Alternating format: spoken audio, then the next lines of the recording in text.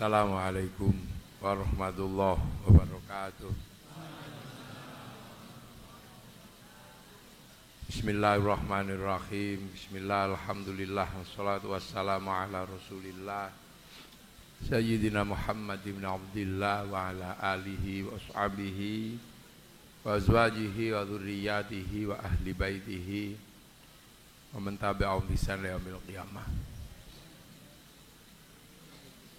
Para alim, para ulama, para kiai yang sangat kita cintai, kita banggakan,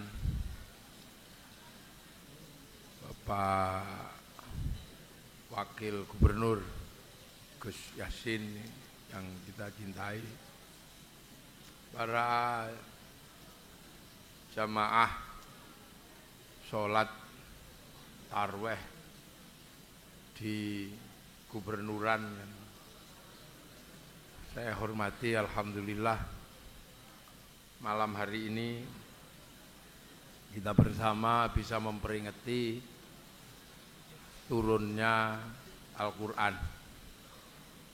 Jadi Al-Quran itu turun, jadi bahasanya adalah turun, nuzulul Quran, turunnya Al-Quran. Turun itu pasti yang dibayangkan adalah dari atas ke bawah. Jadi dari tempat tinggi ke tempat yang rendah. Itu pasti bahasa kita mengatakan tentang arti turun. Ya.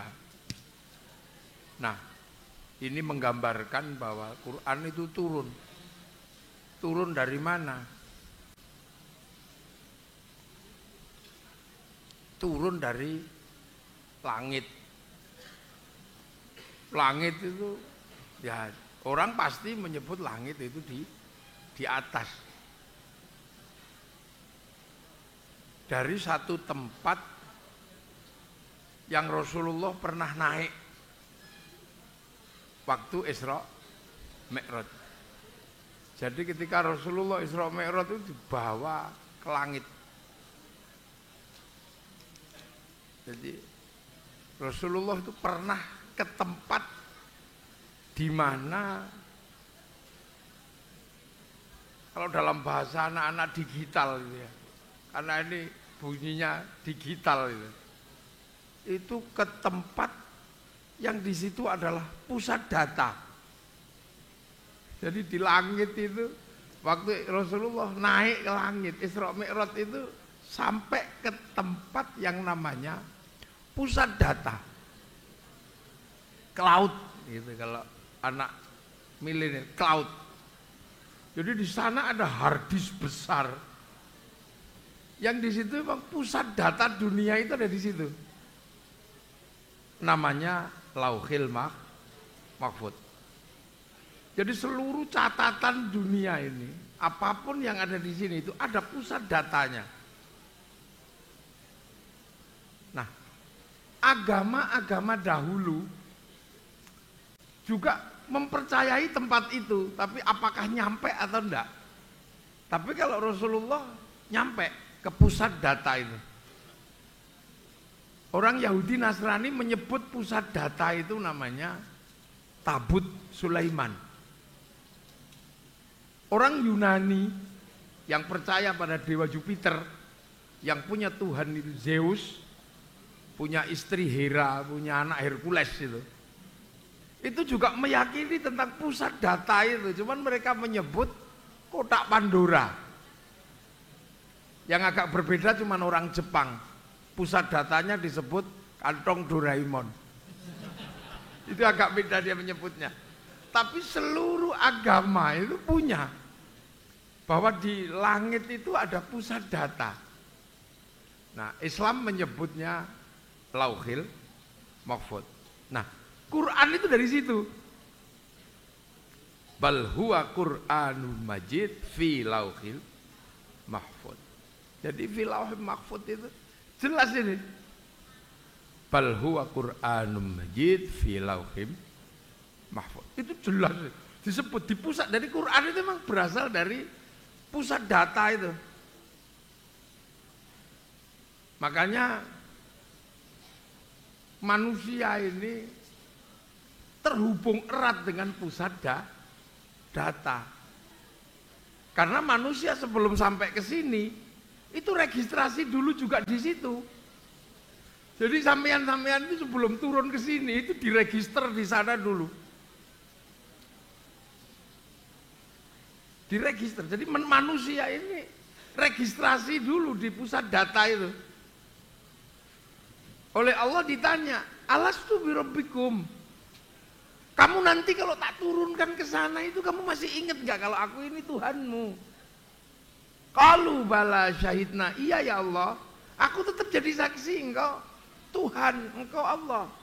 Ya sudah kalau kau tetap percaya, tak turunkan ya. Tak kasih paketan kamu. Rizkimu sekian. Paketannya ada paketannya. Nyawamu sekian. Nanti kalau paketanmu nyawa ini habis, kik gitu aja ya. La yastakhiruna sa'atan wa la yastaqdimun, enggak bisa maju, enggak bisa mundur. Paket istrimu ini udah semua. Ya sudah nanti kamu ke sana. Jangan lupa nanti kamu pulang. Nanti kamu ke sini lagi, balik sini ya. Innalillahi wa inna ilaihi raji'un. Nanti kelakuanmu di sana kamu bener nggak? Kamu ingat sama aku? Nanti tak print out. Jadi kelakuanmu itu, kalau nanti balik ke sini tak print out. Mithqala dzarratin khairan yarah, mithqala dzarratin syarran yarah. Tak print out nanti. Nyawamu itu nanti tak print out. Nggak ada jejak digital yang akan hilang. Kamu pasti ketahuan nanti. Kamu ngelakuin apa tak print out. Nah nanti catatanmu tinggal pilih. Kalau nanti print outmu bagus, terima dengan tangan kanan. Print outmu jelek, terima dengan tangan kiri sama jengking gitu. Ada gitu. Loh. Ini makanya ketika Rasulullah misalnya Isra Mi'raj, ketika ditanya, ya Muhammad kalau kamu benar Isra Mi'raj, pintunya Masjidil Aqsa itu berapa? Itu langsung secara digital malaikat Jibril turun bikin siaran langsung. Itu kan penjelasannya ada itu semua. Jadi sebenarnya sekarang ini anak-anak milenial dijelaskan tentang fenomena agama itu bukan sesuatu yang sulit. Hanya pintu masuk penjelasannya aja yang butuh ini. Loh makanya manusia itu di print out nanti. Makanya hati-hati jangan sampai print outnya jelek. Nah yang bikin jelek itu apa? Nafsu. La ammaratum bis. Yang bikin print out jelek itu nafsu. Makanya agar nafsunya ini turun, kita disuruh puasa itu kan, makan disuruh ngurangi, ini suruh ngurangi itu, biar apa? Nafsunya turun. Orang kalau nafsunya turun, print outnya bagus. Kartu memorinya ini ngerekamnya bagus. Manusia kan print out memorinya kan ada. Nyawa itu kan memori yang pernah diregister itu.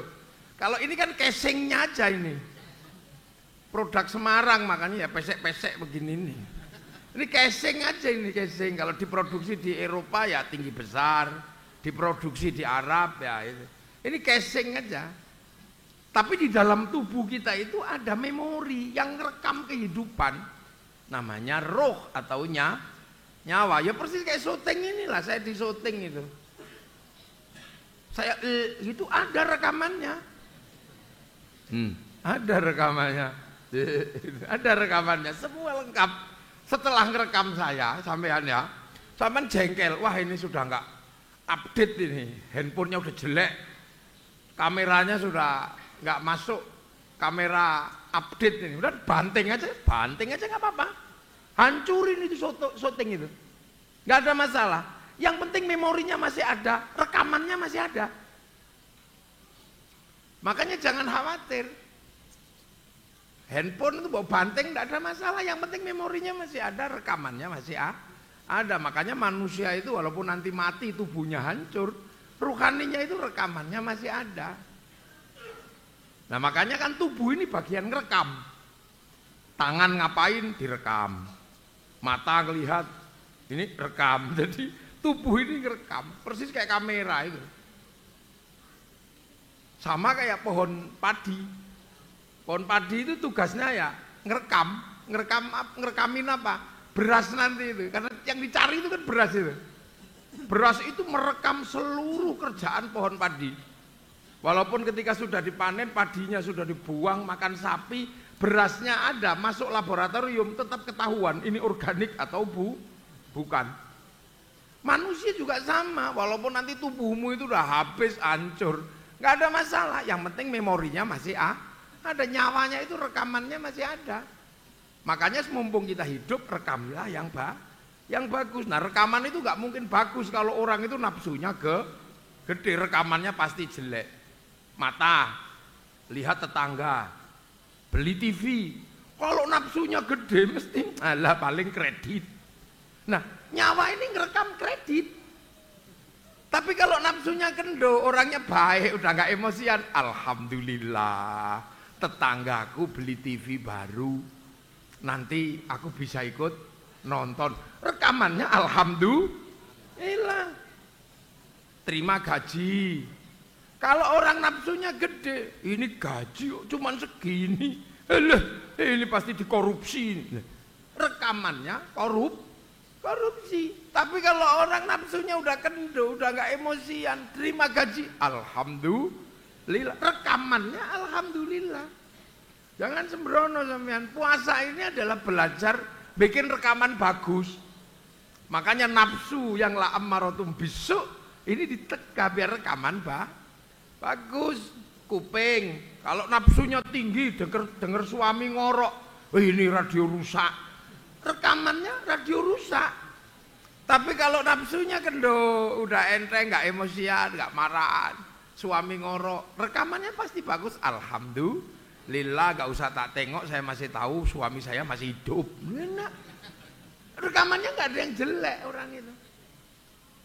Tangan, nafsunya kendo, pegang panas, masya Allah, rekamannya Allah. Kalau rekaman emosi tinggi, pegang panas, oh kampret, rekamannya kampret. Lu hati-hati ini ngerekam terus, ini mata direkam, apa direkam. Makanya orang itu kalau puasa itu sebenarnya belajar biar rekaman ruhani nanti ketika di print out itu bagus. Makanya orang-orang kalau nafsunya udah dilatih ahli tirakat, ahli zikir, nafsunya ditekan, apa aja rekamannya bagus. Sampai lihat ayam naik masjid itu rekamannya bagus. Alhamdulillah, alhamdulillah. Ini kok nggak nelek begitu, jerot nelek. Alhamdulillah, santriku bisa praktek toharoh, membersihkan telek ayam dari atas masjid. Rekamannya nggak ada yang jelek. Jadi secara digital ini bagus. Makanya kalau ada rekaman yang jelek, itu ada caranya, hapus. Gitu kan. Ittaqillaha haitsuma kunta. Fa'at bi sayyi'atal hasanata tamhu, maka bisa ditipek gitu loh, bisa di-delete. Dengan apa? Ya istighfar, astagfirullahaladzim, ya sudah, tipek gitu. Loh, makanya teman jangan salah. Makanya orang-orang ini kalau latihan hawa nafsu itu sebenarnya apa sih? Cari rekaman yang bagus gitu aja biar. Orang kalau nafsunya tinggi pasti rekamannya nggak ada bagusnya. Lihat suami gemuk, malah tong, rekamannya tong. Kalau nafsunya kendo, alhamdulillah suamiku gemuk berarti makmur, enak. Apa aja enak. Orang kalau nafsunya kendo itu rekamannya enak. Makanya hati-hati, nafsu itu jangankan kepada yang jelek, kepada yang baik aja kalau nggak dikontrol rekamannya pasti jelek. Jangankan yang baik loh ya, yang jelek loh ya, yang baik. Ini kan Lebaran. Orang Semarang ini kan jarang yang orang asli, entah orang mana. Mungkin di sini ada yang dari Surabaya. Selama Ramadan pengen ketemu rujak cingur. Gak ada masalah, orang kepengin rujak cingur aja kok, gak ada masalah. Aku pengen rujak cingur. Akan tetapi Memendam rindu rujak cingur itu juga hati-hati. Begitu pulang ke Surabaya, seluruh warung rujak cingur tuh tutup karena lebaran. Rindu, kangen rujak cingur, sampai kerungu rujak cingur ngiler, saking kepinginnya rujak cingur. 1 bulan begitu mau balik Semarang, main ke rumah Pak Wali Kota misalnya. Di situ tiba-tiba ada rujak cingur. Wah, ini enak ya. Makan aja. Nggak apa-apa, tapi hati-hati ya. Rujak cingur yang tersedia pertama kali setelah merindukan selama 1 bulan itu sangat berbahaya. Berbahaya buat siapa? Buat rohani. Karena kerinduan itu begitu dimakan mesti nikmatnya luar biasa. Orang umum enaknya, wah ini karena 1 bulan rindu. Sudah keturutan akhirnya alhamdulillah gitu. Akhirnya sore-sore main ke rumah Pak Gubernur. Ya kan tadi wali kota ke Pak Gubernur. Begitu ke Pak Gubernur dilalai rujak cingur juga. Wah rujak cingur. Tapi udah keturutan pagi. Udah nggak terlalu kepengen. Tapi nggak enak sama Pak Gubernur. Akhirnya makan juga. Pasti di dalam kepalanya, enakan tempatnya Pak Wali Kota. Wong tadi itu nafsunya gede. Yang ini udah wah enakan tempatnya Pak Wali Kota. Begitu sampean merasa enakan tempatnya Pak Wali Kota, sampean ribut sama Allah. Wong pagi ini dan sore ini di tempat berbeda. Sore ini Allah kasih yang ini kok masih nggak terima, masih membayangkan yang pagi la in syakartum la azidannakum wala in kafartum inna adzabi lasyadid. Hati-hati nafsiri rekamannya jelek, makanya orang-orang ini kalau sudah rekamannya ini hati-hati sampean punya rekaman. Makanya kiai-kiai selain puasa Ramadan punya riyadhah untuk apa? Biar nafsunya ini turun, rekamannya bagus. Makanya sekarang ini banyak orang nggak suka riyadhah, puasa ya normatif, maka apa saja rekamannya jelek. Begitu kasus Sambo, seolah-olah seluruh polisi itu jelek. Akhirnya rekaman kita tentang polisi yang dibutuhkan oleh negara, rekaman kita jelek. Sakno sing polisi-polisi terbangan kayak gitu, ini update semua.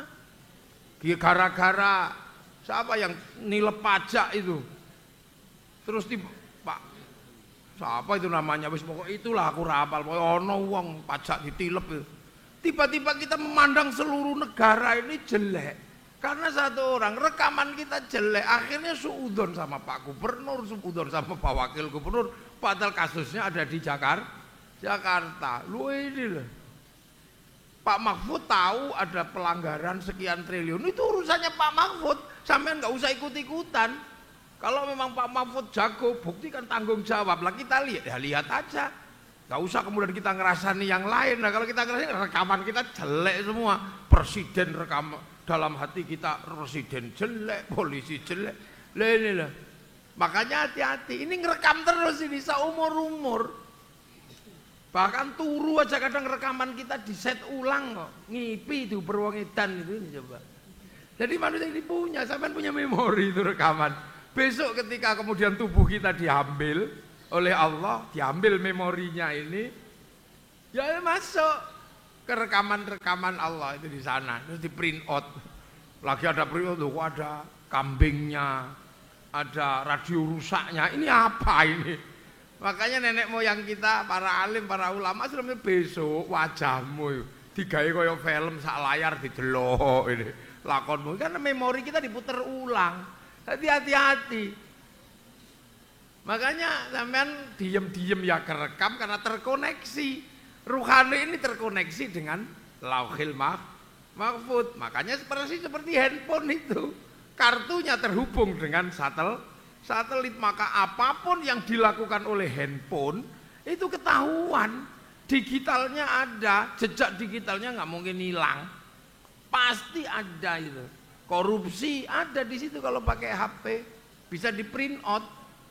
Gitu ya di print out, bayar walaupun sampai gelap-gelapan kok tiba-tiba gitu ya ada pulsanya yang bayar ya, kepotong dengan sendirinya otomatis, sama dengan sampean sholat ya udah gitu.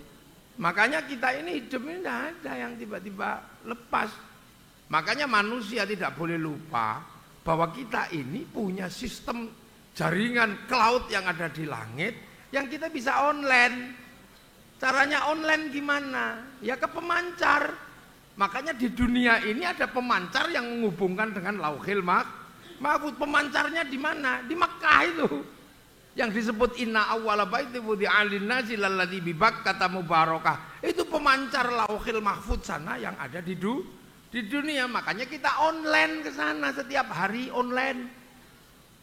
5 kali ngadep ke sana, nggak boleh ngadep ke tempat yang lain, nggak boleh. Fawalli wajhaka syatral masjidil haram, online ke sana. Allahu Akbar. Terserah sampean mau pakai pulsa jangka panjang atau miss call, ya boleh aja. Allah miss call. Maka sampean nggak usah ribut. Ada sholat tarweh kok duit miss call, nggak masalah. Ya ada jejak digitalnya ada. Sampean mau berlama-lama, Bismillahirrahmanirrahim.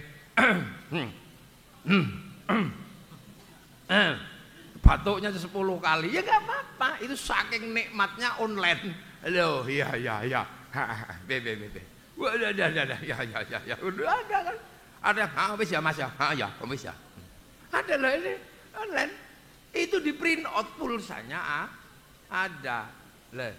Nah itu makanya karena manusia ini gitu terhubung dengan sana, kita setiap hari menghubungkan dengan sana. Makanya manusia ini bisa karena seperti kartu, bisa kirim gambar, bisa kirim doa, bisa kirim apa. Handphone itu kirim-kiriman share-sharean gitu. Yang penting punya kuota. Kan yang penting punya kuota nge-share gambar, nge-share video. Makanya ada orang-orang yang hidupnya itu seumur-umur cuman download aja, browsing tok. Nah itu siapa? Ya wali-walinya Allah itu hidupnya browsing. Qalu rabbuna Allah tsumma istaqamu tatanazzalu alaihimul malaika alla takhafu wa la tahzanu, browsing. Jangan dikira Kanjeng Nabi itu dapat Quran itu 15 tahun naik turun Gua Hira. Browsing di situ online, kholwat tahannus. Makanya kalau ada yang mengatakan Rasulullah itu kayak orang Jawa karena suka bertapa. Ya enggak, orang Arab ya suka bertapa, sama saja. Buktinya apa? Buktinya punya bahasa tahannus. Orang kalau punya bahasa itu berarti punya kelakuannya. Orang Arab punya bahasa kok kholwat, tahannus. Artinya orang sana juga suka puasa, suka meditasi, semedi gitu. Cuman orang Arab berikutnya karena sudah mendapatkan produk, dia cuman make, nggak online lagi. Sama kayak kita. Dulu yang bikin Islam di Indonesia itu ya browsing. Jangan dikira Sunan Kalijaga 3 tahun, Sunan Geseng 3 tahun, dapat Thariqah Syekh Abdul Qadir Al-Jilani, browsing itu 25 tahun di padang pasir. Browsing sebelum mendirikan kerajaan Mataram, Panembahan Senopati online itu di Bang Lampir 20 tahun gini. Nah, Mbah Hasyim Asy'ari setiap malam browsing, sholat hajat 2 rakaat, rakaat pertama 41 kali surat At-Taubah, yang rakaat kedua 41 kali surat Kahfi. Itu browsing. Lah kita ya tinggal menikmati produk. Makanya kemudian jangan salah, kita ini hasil produk browsing dulu itu orang tua. Wali-wali dulu juga browsing Indonesia. Makanya sampai kita menjadi bangsa ini juga hasil browsing. Kalau nggak hasil browsing dan nggak hasil online, nggak ada orang Indonesia kok berani mengambil sikap meletakkan sendi-sendi dasar beragama, bernegara dalam satu simpul mengikuti Rasulullah. Nggak ada. Kok berani orang berbeda suku, bangsa, agama hidup dalam satu negara? Wong Arab itu satu bangsa saja bersepakat pisah dalam puluhan negara. Eropa satu bangsa bersepakat pisah dalam puluhan negara. Afrika satu bangsa bersepakat pisah puluhan negara. Kita ini puluhan bangsa, suku dan agama bersepakat dalam satu negara kesatuan Republik Indonesia. Itu kalau nggak download nggak berani. Para wali-wali itu download, nyang-nyangan, dan Rasulullah memberkati. Makanya kemudian bahasanya Rasulullah dipakai di Indonesia. Kullukum ra'in wa kullukum mas'ulun an ra'ayati. Kalian semua adalah para pemimpin yang harus hidup saling bertanggung jawab. Dalam konsep itu disebut ra'iyah. Ra'iyah itulah yang akhirnya dipakai di Indonesia menjadi rakyat. Rakyat itu bahasanya Rasul. Makanya kita ini orang berbeda suku, bangsa, agama bisa menjadi Satu hidup saling bertanggung jawab, dan satu-satunya bangsa muslim dunia yang sanggup mengambil kalimat ra'iyah untuk warga bangsanya hanya muslim Indonesia. Itu dipikir nggak downloadan, itu downloadan. Para wali gini tiap malam langsung browsing ke Lauhil Mahfuz, paling tidak ini apa berselancar itu. Loh, makanya kita ini juga diajarkan kalau kamu nggak bisa browsing, senengannya kirim gambar, maka hati-hati, kamu harus punya paket data. Dan jangan lupa yang kamu share kemana-mana itu kalau bisa hasil downloadan. Makanya doa itu sebaiknya pakai doanya para wali yang terregister di sana, hasil downloadan. Jangan nyusun sendiri doa itu, kan sekarang orang suka menyusun sendiri doa itu. Karya anak-anak sekarang hasil seperti syair ditulis jadi doa, itu karya sastra. Tapi doa-doa ulama dulu browsing, solawat dulu browsing, solawat naria itu download zaman kira, itu nggak ngarang, download. Makanya doa-doa dulu itu walaupun kalimatnya aneh-aneh, manjur wong itu downloadan. Sekarang walaupun berbusa-busa tuh gini, downloadan. Makanya orang-orang yang kerjaannya download, doanya manjur-manjur. Makanya bersyukurlah kita ini kalau doanya nggak terlalu manjur. Kita harus bersyukur kalau doa kita nggak manjur, nggak apa-apa. Kalau orang doanya nggak manjur berarti kalau keliru nggak langsung ditempeleng sama Allah, itu aja. Loh, wali-wali itu doanya manjur, tapi begitu keliru langsung diingetin, kasih peringatan sama Allah. Nah kita ini kan berdoa jarang manjur, makanya kalau keliru ya biasa aja. Loh, enaknya di situ maka. Loh, Syekh Abdul Qadir baru aja menikmati duduk di atas unta. Oh kok enak ya numpak unta. Ketemu pemabuk langsung ditanya, diperingatkan sama Allah. Mabuknya bertanya, ya Syekh apa? Saya ini pemabuk ya Syekh. Kira-kira Allah bisa nggak merubah pemabuk ini tiba-tiba menjadi orang baik? Ya bisa. Tanya lagi, Syekh, saya ini nakal seumur-umur nggak pernah nurut Syekh. Bisa nggak kemudian saya jadi orang baik? Oh bisa.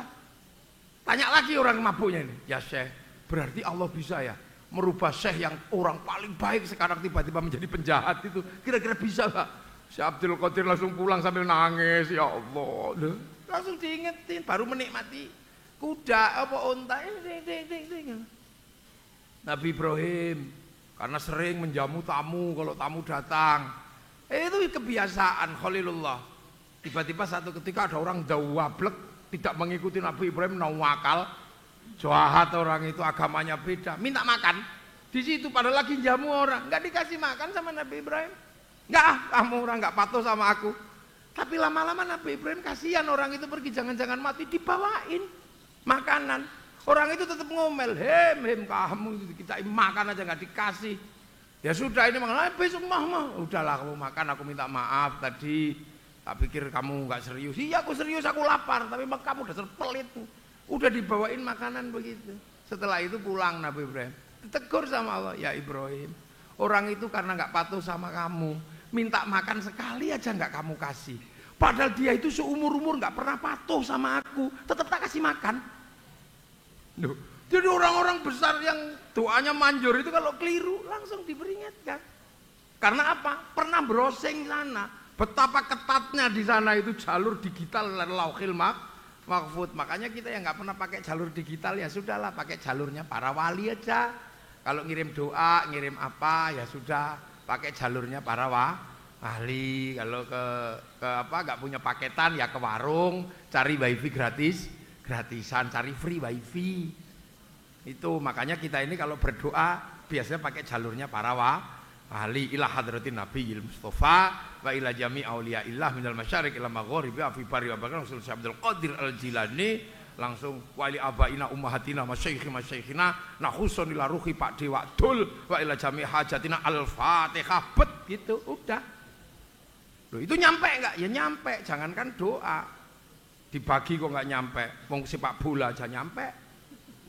Nah, kita kan nggak perlu nonton Piala Dunia, satu orang aja nonton, di syuting kemudian dinaikkan ke satelit, dibagi ke seluruh dunia. Bagiannya sama, namanya siaran langsung. Makanya orang kalau nggak percaya doa bisa dibagi, orang itu nggak punya TV. Jadi ini tawasul namanya. Nah ini sebenarnya dunia ini sudah digital. Loh, makanya agar kita ini tahu, karena kita ini adalah makhluk iliyin yang dalam bahasa Eropa disebut alien. Makhluk iliyin sana itu dari atas sana, nyawa kita tergeser sana. Agar kita nggak keliru, maka kemudian seperti TV keluar dari pabrik kasih buku produk gitu loh, produk pemakaian. Makanya hudal linnas Quran itu, hudal lil muttaqin. Untuk apa? Petunjuk, karena kita ini produk sana. Jangan sampai sini keliru jalur. Makanya Quran diturunkan agar kita ini punya petunjuk pemakaian. Makanya semua manusia pernah dikasih itu, tergantung eranya. Zaman Nabi Ibrahim semua orang keliru karena nyembah Namrud, kasih suhuf. Zaman Nabi Dawud semua orang keliru, kasih Zabur. Zaman Nabi Musa semua orang tersesat nyembah Fir'aun, kasih Taurat. Zaman Nabi Isa semua orang keliru nyembah patung, kasih Injil. Zaman Nabi Muhammad, nah manusia semuanya keliru, dikasih Al-Quran. Makanya orang Islam ketika percaya Quran juga harus tahu sebelum itu sudah ada petunjuk-petunjuk. Makanya alladzina yu'minuna bima unzila ilaika wa ma unzila min qablik. Sama buku-buku lama. Nah makanya kalau kemudian sekarang masih ada yang pakai petunjuk lama, ya jangan ribut. Masih ada yang menggunakan petunjuk Injil, masih ada yang menggunakan petunjuk Taurat, masih ada yang menggunakan petunjuk Zabur. Lah kita menggunakan petunjuk Al-Quran. Makanya biar nggak ribut, Nabi Muhammad dinaikkan ke Lauhil Mahfuz untuk mencari garis demarkasi agar tidak ribut. Makanya garis demarkasinya dari mana? Garis demarkasinya minal Masjidil Haram ilal Masjidil Aqsa, karena dua-duanya problemnya di situ.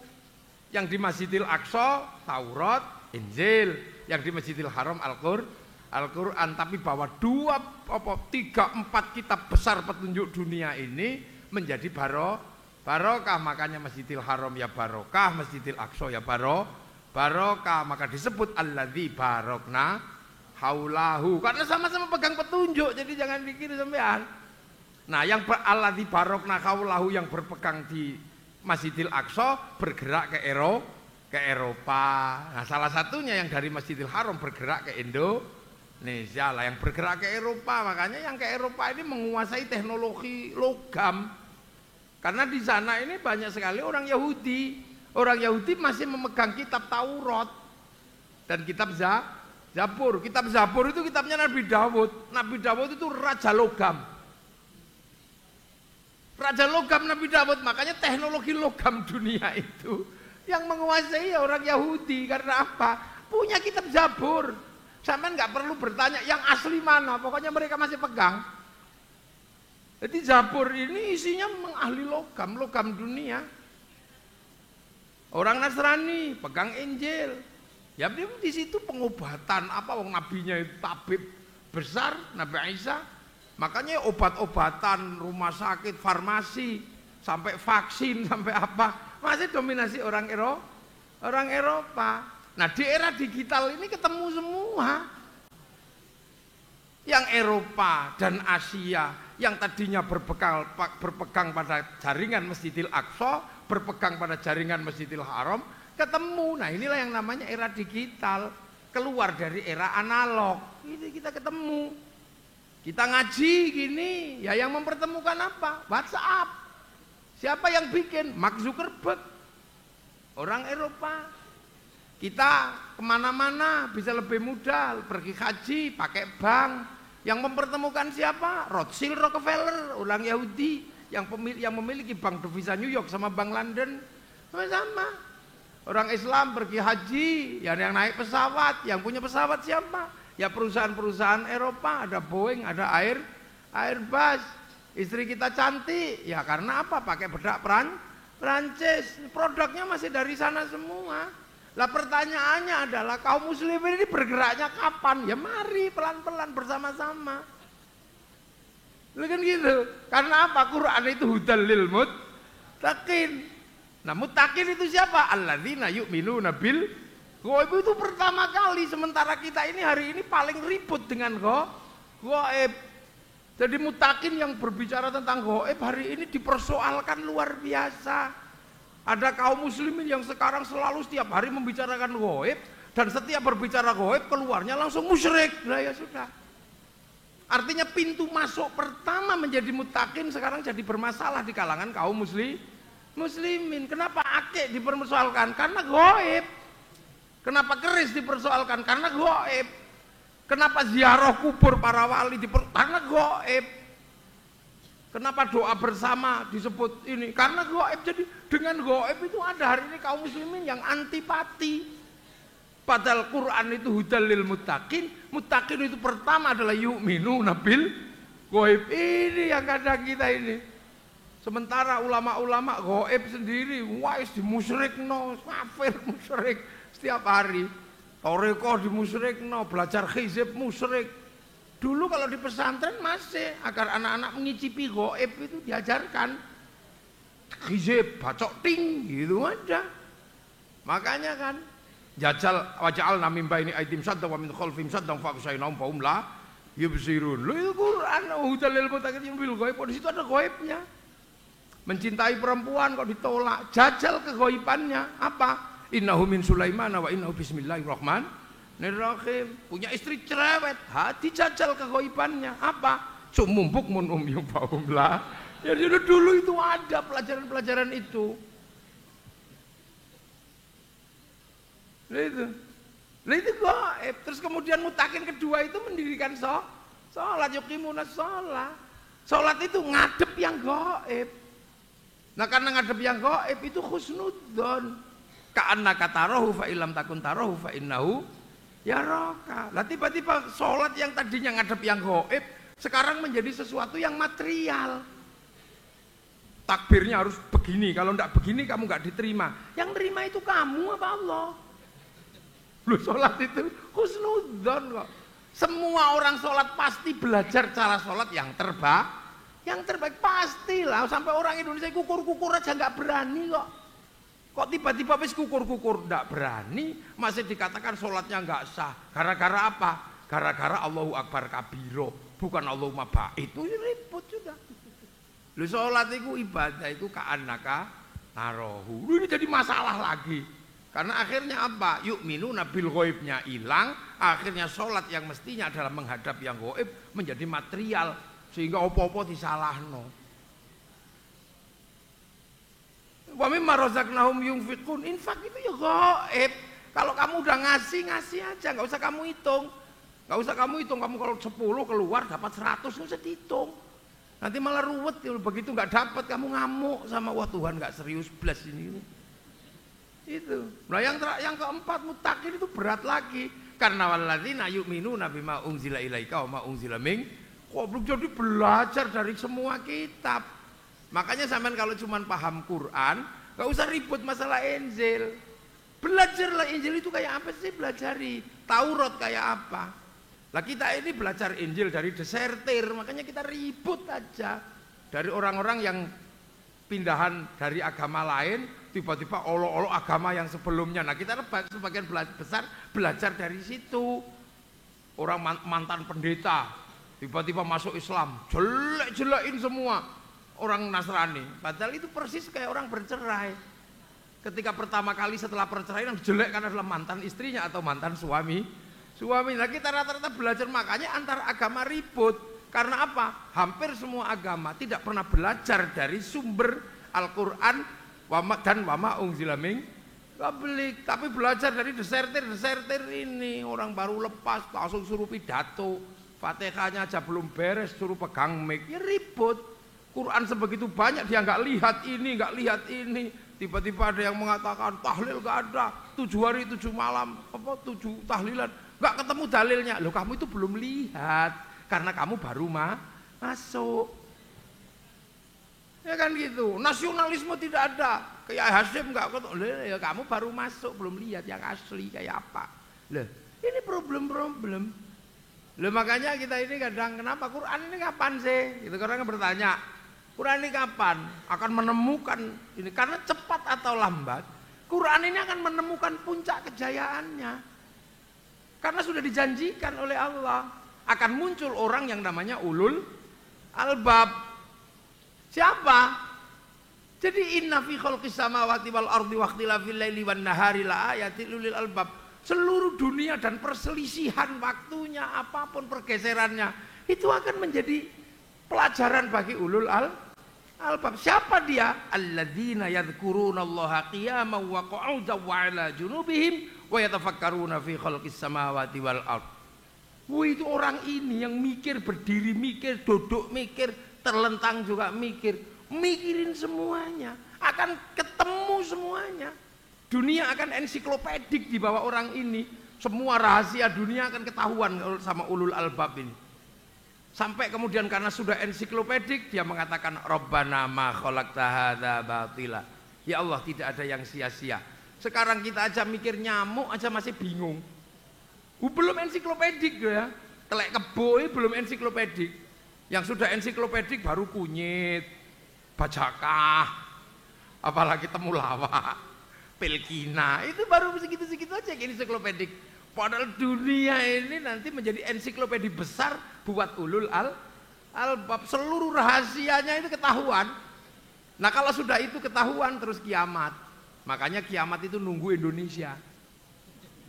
Jadi itu makanya gak usah khawatir. Kiamat itu kata Indonesia. Kenapa? Karena ragam hayati yang akan dipikir orang paling banyak itu di Indonesia. Makanan paling banyak Indonesia, buah-buahan Indonesia paling banyak. Di Arab paling cuman kurma, jeruk. Sini ada kesemek, ada duren, ada cipluan lengkap. Bahkan genderuwo paling banyak itu di Indonesia. Jadi ensiklopedia dunia itu nanti di sini. Karena saking tidak ketemunya ensiklopedia Atlantis itu Eropa. Karena Atlantis tidak mengenal musim dingin, Atlantis tidak pernah mengenal musim gugur. Makanya dia bingung, nggak mungkin Atlantis itu di Eropa. Sekarang mikir Atlantis itu ada di bawean. Ensiklopedia dunia itu ke sini. Surga, dulu dibayangkan surga itu Yunani.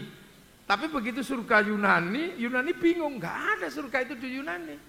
Wong surga itu matahari tidak pernah ingkar janji, sementara Yunani kehilangan matahari selama 4 bulan. Makanya ensiklopedinya geser ke sini, Nabi Sulaiman ke Sleman, gitu orang-orang gitu. Saking pusingnya meletakkan ensiklopedia dunia ini. Ratu Saba, Wonosobo gitu. Karena apa? Tidak pernah tergambar yang kayak gitu kok di Timur Tengah itu nggak tergambar. Walaupun Nabi Sulaiman tegas pasti ada di Timur Tengah karena Ardul Muqaddasah itu Palestina. Tapi meletakkan ensiklopedia itu susah sekarang. Itu Indonesia paling lengkap. Makanya Indonesia ini nanti pusat pertahanan ulul albab itu terakhir di sini. Walaupun orangnya kecil-kecil gini nanti akan mampu mikir. Seluruh perubahan dunia kemungkinan bisa dipikir dari Indonesia. Itulah makanya ulul albab itu pasti di sini. Karena orang bisa mengatakan Rabbana ma khalaqta hadza batila, tidak ada sesuatu yang sia-sia, artinya dia komplit semua sudah dipikirkan. Subhanaka faqina adzabannar. Nah, setelah subhanaka faqina adzabannar, semua ensiklopedia dunia mengakui tentang kebesaran Allah. Oh no Allah, ada apa? Amerika terakhir bikin jantung, bikin kaki, bikin mata, semua bisa disatukan begitu jadi manusia. Ora iso omong. Oh, lalu apa? Semua bisa.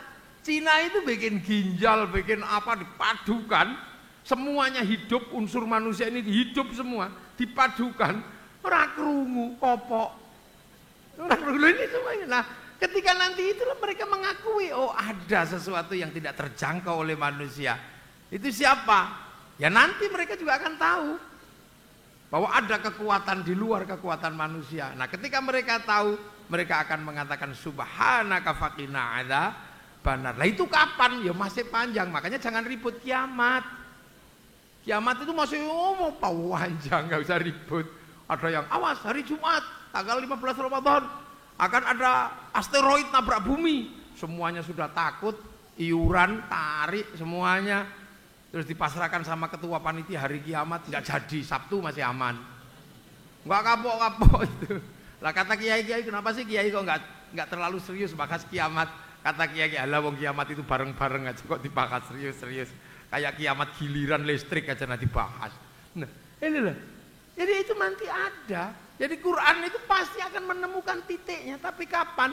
Yo pasti mbuh nanti ketika anak-anak sekarang sudah mulai kan terlihat semua orang hafal Quran semakin banyak. Ini tanda-tanda sebenarnya. Orang mikirin Quran semakin banyak. Orang yang ribut musyrik bid'ah semakin banyak.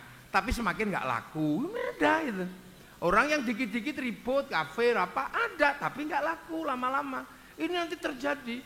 Dulu di Mesir yang semua manusia harus bersatu sesama kaum muslimin. Begitu dicoba di Mesir, jebol Ikhwanul Muslimin. Ngelawan demokrasi pakai khilafah, ya sudah dijajal oleh ISIS, mati semua di sana. Jadi semua udah dicoba. Makanya jangan main-main dengan Indonesia. Kalau kita mau berpikir tentang Indonesia, mikir yang orisinil. Jangan menduplikasi sesuatu yang udah dipikirin orang dan gagal. Itu artinya orang males. Sekarang nggak suka dengan Islam tradisional di Indonesia, silakan nggak apa-apa. Mikir yang genuine Islam Indonesia, jangan duplikasi punyanya Mesir yang sudah gagal di Ikhwanul Muslimin. Anda nggak suka dengan sistem demokrasi, silakan pikir dengan cara Indonesia, jangan menduplikasi khilafahnya Tahririyah, bubar di sana. Makanya tahun 48 begitu Bung Karno mendapatkan Indonesia harus memilih antara Soviet atau Amerika setelah Hitler jatuh, Bung Karno tidak kemana-mana, aku tak coba non-blok.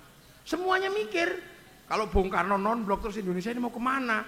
Apakah menduplikasi Eropa? Oh, enggak, jangan. Menulis sebuah novel salah asuhan.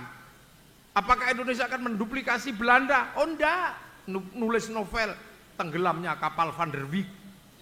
Apakah Indonesia akan menduplikasi Arab? Oh enggak, di bawah lindungan Ka'bah. Apakah murni berpikir dengan cara Indonesia full? Enggak mungkin. Salah asuh apa? Siti Nur bahaya, lu itu Indonesia clear. Sekarang dikit-dikit beda, nggak suka dengan rambut Indonesia, menduplikasi rambutnya mohak, punyanya Amerika yang celipir gini. Padahal rambut celipir di Amerika sudah selesai ketika orang Amerika kemana-mana harus pakai helm, itu udah nggak bisa. Diduplikasi di sini lama-lama hilang juga. Loh, ini dunia, makanya kita mesti mikir. Cuman karena yang mikir itu nggak banyak, gitu kan, orang mikir itu nggak banyak, orang yang berpikir konsen tentang hal ini nggak banyak, makanya pemimpin itu nggak banyak. Kalau semuanya mikir itu, semuanya jadi pemimpin dan pasti ribut nanti, makanya orang itu nggak banyak. Kiai yang mikir tentang apa, tentang pemerintah, tentang bagaimana baiknya negara juga nggak banyak, makanya wakil gubernur yang santri juga nggak banyak. Coba kalau semuanya mikir itu, wah perang itu ribut, makanya itu Indonesia. Jadi kita ini berada di dalam titik di mana sedang menunggu dan menunggu itu sekarang mengarah ke Indonesia. Kenapa? Karena potret kaum muslimin di dunia sekarang semuanya ada di Indonesia. Cari ilmu yang komplit itu di sini sekarang. Sampean ke Arab cari tasawuf, susahnya luar biasa, cari fikih banyak.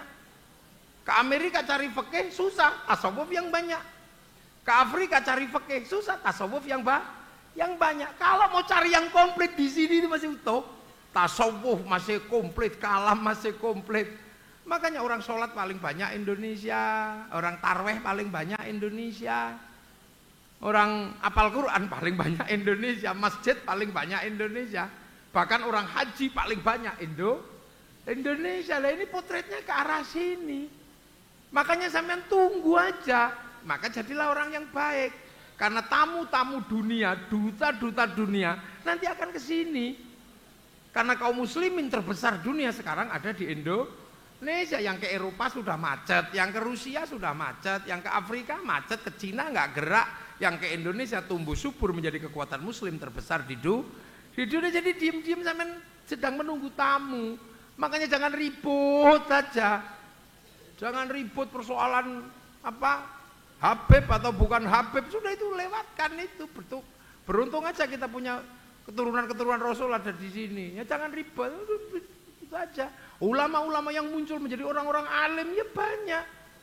Apakah ini keturunan Rasul? Enggak, orang Jawa biasa juga bisa menjadi baik, menjadi hebat.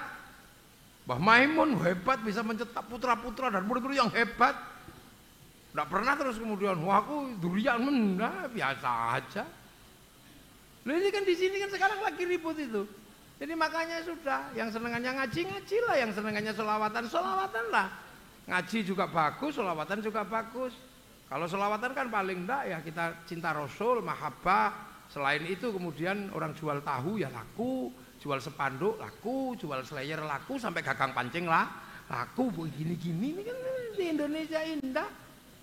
Ya semuanya punya mekanismenya masing-masing untuk membangun mekanisme agama, bangsa dan negara. Karena kita sedang nanti sampai subhanaka faqina adzabannar rabbana innaka man tudkhilin nar faqad akhzaita wa malid zalimina min ansor.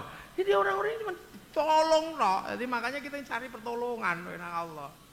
Ya Allah tolonglah, ya Allah tolong, ya Allah tolong. Nah ulama-ulama dulu itu kan selalu begitu. Makanya ulama-ulama dulu nggak berani doa terus ngarang dewe. Ora wani wong itu radon lutan kok. Makanya kiai-kiai walaupun doanya itu rada aneh, tapi itu donlutan. Donga Jawa ngene iku donlutan, jangan dikira Allahumma kitra kitri sugih bebek sugih meri ngene. Ya iku donlutan padahal hari yang download. Ndak wah iku bahasa Arab banda. Ini sunah mata kaji ku jaran goyang tak goyang kayak ngono ku ya donlutan, cuman donlutan dari server yang sebelah mana, hati-hati sampean. Loh. Jadi ini sebenarnya kita dalam situasi yang sekarang lebih mudah menjelaskan mekanisme digitalnya Al-Quran dari Lauhil Mahfuz terkait dengan program-program digital. Ini lebih mudah. Anak-anak sekarang kalau kemarin saya jelaskan di Jakarta lebih paham. Saya berbicara di Australia, anak-anak Australia paham. Saya berbicara dengan anak Rusia apa? Paham dengan cara-cara seperti ini. Tinggal sampai kapan? Lah itulah. Nanti akan sampai bagaimana pengetahuan manusia akan ensiklopedik. Nah itu titik di mana Al-Quran akan menjadi sesuatu yang bisa digambarkan, bisa dilihat dan akan menjadi potret dunia baru. Dari New World itu akan ada. New World itu akan ada. Dulu dibayangkan di Amerika, makanya Sayyid Hussein Nasr pernah menulis Islam Tradisional in Modern World, pernah menulis itu, tapi gagal juga. Munculnya tarekat-tarekat di sana. Nah inilah. Nah, alhamdulillah makanya gini mesti diingetin terus gitulah. Bahwa alladzina yu'minuna bima unzila ilaika Quran wa ma unzila min qablik, dan hari ini ketemu di titik-titik peradaban baru ini. Makanya jangan ribut. Jangan ribut gitulah. Yang pegangannya Injil ya ke gereja, yang pegangannya Taurat ya ke sinagog, yang pegangannya Weda ya ke candi. Enggak usah ribut. Paling nanti kita mundur dikit, kira-kira perbedaannya di mana, pergeserannya di mana. Ya mungkin bergeser di zaman Nabi Ibrahim dan setelahnya. Karena Nabi Ibrahim semua disebut sebagai Abul Anbiya wal Mursalin. Di dalam tradisi Nasrani Yahudi disebut Abraham, dalam tradisi Islam disebut Ibrahim, dalam tradisi Hindu disebut Brahma. Kan ada. Nah pertemuannya di mana? Di istrinya. Kalau disebut Abraham istrinya Sarah, disebut Ibrahim istrinya Sarah, kalau disebut Brahma istrinya Saraswati. Mau apa? Cuman ya itu butuh penelitian yang kuat. Makanya orang-orang nanti orang masa depan itu ulul albab, bukan orang yang pakakikuk itu bukan, itu hanya pengantar saja. Orang yang setiap hari musyrik bid'ah itu bagian dari pengantar, muqaddimah. Makanya gak usah ribut di situ. Biasa kan pengantar lagi itu blog dikit-dikit kafir, itu pengantar. Oh ini musyrik, itu pengantar aja situasi di mana kaum muslimin akan sampai pada satu titik di mana akan muncul ulul albab. Lah muqaddimahnya ya begitu, itu biasa. Ada yang baru belajar musyrik ya bicara tentang kemusyrikan. Ada yang baru belajar sabar ya berbicara tentang kesabaran. Ada yang baru berbicara tentang fikih ya berbicara fikih. Yang komplit ya belum, nanti wong ulul albab itu selama. Makanya ya fenomena kita ini adalah fenomena yang biasa saja sebenarnya. Akan ketemu kok. Orang sholat dari dulu ada, tapi tiba-tiba ada yang rajin sholat kalau mau pilpres. Ya ada, biarin aja nggak apa-apa. Lama-lama juga hilang sendiri kan gitu. Lah kan selalu begitu. Ada orang rajin sholat Jumat dari dulu, kiai itu sholat Jumat ya selalu ada. Nah, tiba-tiba ada yang rajin sholat Jumat kalau mau pilpres, nggak apa-apa. Nanti lama-lama juga hilang dengan sendirinya. Ngomong kayak gitu. Ya kan, ada yang rajin, ya biarin aja. Dari dulu kita ini kalau itu bersedekah ya, dari dulu lah kita bersedekah ya kan. Tapi ada orang yang memang lagi rajin bersedekah sampai ngitung sedekah itu sekian ya tidak apa-apa, udah itu fenomena pengantar. Itu muqaddimah peradaban, menghantar kepada ulul Al-bab yang alladzina yadhkurunallaha qiyaman wa qu'udan wa 'ala junubihim wa yatafakkaruna fi khalqis samawati wal ard sampai rabbana ma khalaqta hadza batila subhanaka faqina 'adzabannar rabbana innaka man tudkhilin nar faqad akhzaitah wa ma lidh-dhalimin min ansar rabbana innana sami'na munadil iman an aminu birabbikum fa amanna rabbana faghfir lana dhunubana wa kaffir 'anna sayyi'atina wa tawaffana ma'al abrar rabbana wa atina ma wa'adtana 'ala rusulika wa la tukhzina yaumal qiyamah innaka la tukhliful mi'ad rabbana atina fid dunya hasanah wa fil akhirati hasanah wa qina 'adzabannar sallallahu ala sayyidina Muhammadin walhamdulillahi rabbil alamin al-fatihah siratal ladzina an'amta 'alaihim ghairil maghdubi 'alaihim waladdallin amin assalamualaikum warahmatullahi wabarakatuh Allahumma shalli ala sayyidina Muhammad